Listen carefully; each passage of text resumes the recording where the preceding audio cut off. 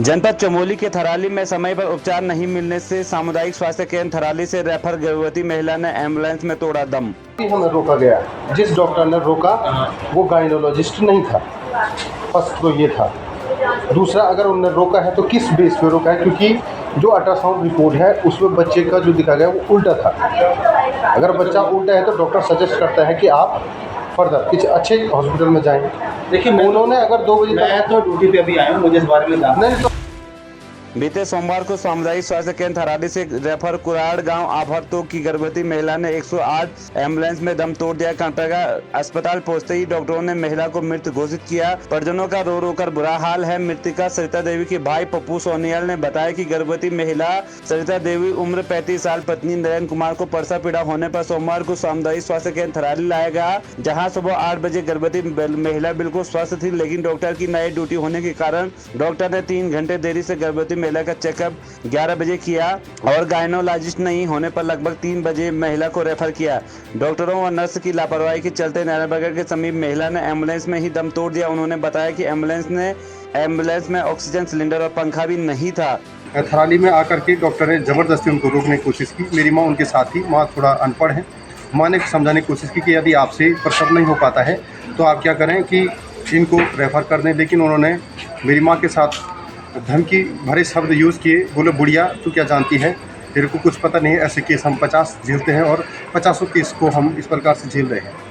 हम इसे सुरक्षित प्रसव करा देंगे। और अंततः 2:30 बजे तक जब उनसे प्रसव नहीं हो पाया तो जब तक बहन में ताकत थी तब तक बहन जोर लगाती रही। उन्होंने बहुत पुश किया, बहुत परेशान किया। और जब बहन प्रसव नहीं हो पाई तो लास्ट टाइम पे उनको 108 के अंदर बिठा करके भी एग्ज़ामिन किया, बहुत परेशान किया। और जब उन्हें लगा कि अब ये आउट ऑफ कंट्रोल है तो उन्होंने 108 पर बिठा करके उसको रेफ़र कर दिया। और वो जैसे नारायणनगर पहुँचे और नारायणनगर में आधे रास्ते में ही उन्होंने कर्णप्रयाग के लिए आ रहे थे और आधे रास्ते में उन्होंने दम तोड़ दिया।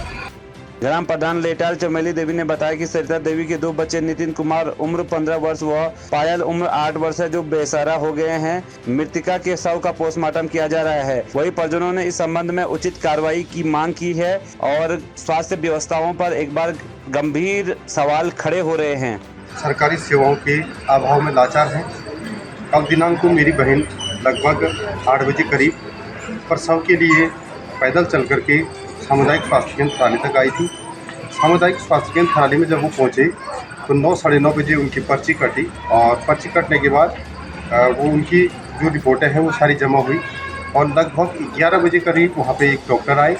डॉक्टर ने बताया कि आपका जो पेशेंट है ये नॉर्मल है, इनकी डिलीवरी नॉर्मल होनी है और ये सामुदायिक स्वास्थ्य केंद्र थराली में ही हो जाएगी।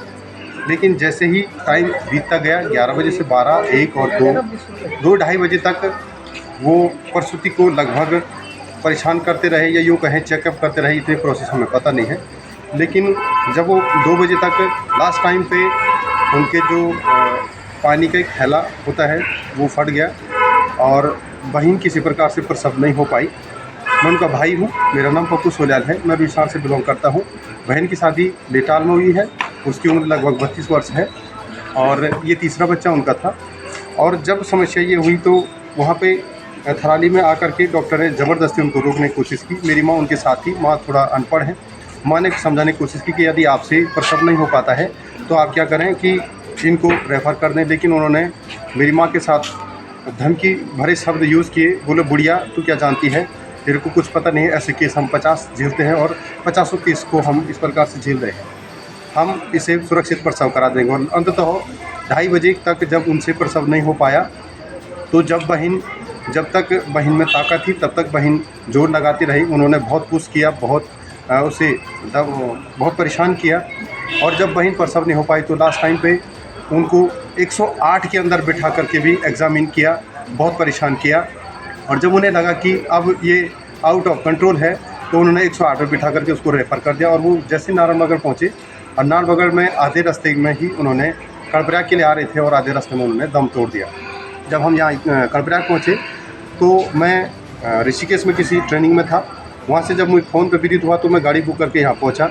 यहाँ से पुलिस द्वारा मुझे फ़ोन किया गया कि मोर्चरी में यदि आपने पोस्टमार्टम कराना है तो आपको अपने पैसों से आइस की सुविधा करनी पड़ेगी।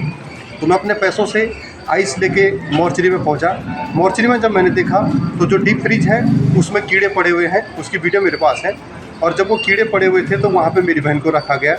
किसी प्रकार से हमने प्राइवेट तौर पे कपड़े पे लिटा करके उसके ऊपर आइस क्यूब रखी है, आइस की जो सिल्ली रखी हुई है। और अभी 10 बजने को है।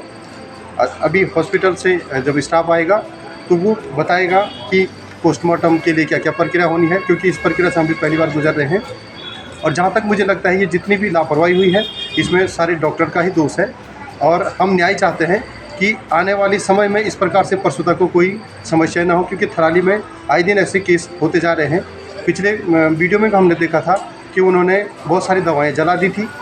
इतनी दवाएँ जलाने के बाद एक कमरे में पूरी सील्ड पैक अभी कमरा है, उसे खोला नहीं गया, उसमें बहुत सारी दवाओं को स्टोरेज किया गया है जो कि किसी मरीज़ के काम आ सकती थी।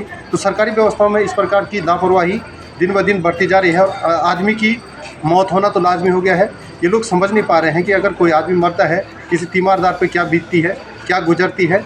मेरी बहन के पीछे 2 बच्चे छोड़ गई है और हमारे जो दामाद हैं कोई बुरी तरह से कल उनका रो के बुरा हाल है।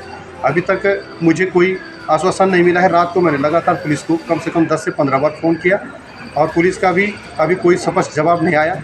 जितने भी कागजात हैं वो 108 के द्वारा सीधे पुलिस को सौंप दिए गए और अभी तक पुलिस ने हमें वो कागज़ हमारे हाथों में नहीं दिए हैं।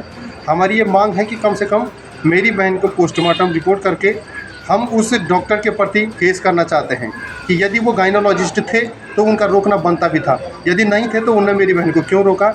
और आज अगर हम यहाँ पे इतनी दुविधा में हैं, इतनी समस्या में हैं, मेरी बहन हंसते खेलते हुए हॉस्पिटल तक पहुँची थी और अभी उसकी डेड बॉडी हम देख रहे हैं। हम पे क्या गुजर रही है वो हम जानते हैं।